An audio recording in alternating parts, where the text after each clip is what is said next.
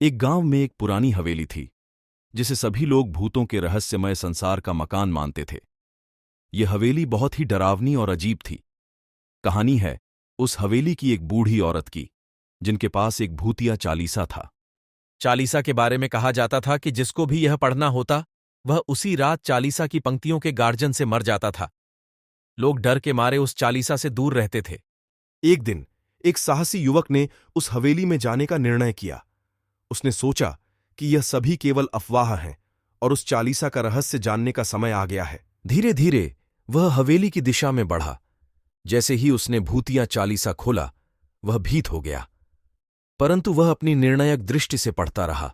चालीसा के अंतिम पंक्ति पर पहुंचते ही हवेली के आंगन में कुछ अजीब सी आवाजें सुनाई दीं। चालीसा की वातावरण और रहस्यमयता ने उसे भयानक अद्भुत वातावरण में ले लिया। उसने आवाजें सुनी और उसे बहुत डर लगने लगा।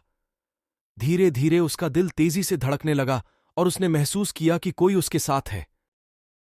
वह झकझोरते हुए बिस्तर से उठा और आंखें खोलीं तो उसने देखा कि हवेली के कोने में एक भूतिया आत्मा खड़ी है। वह बहुत ही डर गया, परंतु उसने अपने आत्मविश्वास को बहाल किया और भागते हुए अपने घर की ओर बढ़ा। उसके बाद से वह कभी भी उस हवेली में नहीं गया और उसे वह अनजान और डरावना चालीसा कभी नहीं भूला। इस कहानी से हमें यह सीखने को मिलता है कि कभी कभी हमारे उत्साह और साहस हमें महामारी से लड़ने में सहायक हो सकते हैं, परंतु हमें हमेशा सावधान रहना चाहिए और अपने निर्णयों को समझे।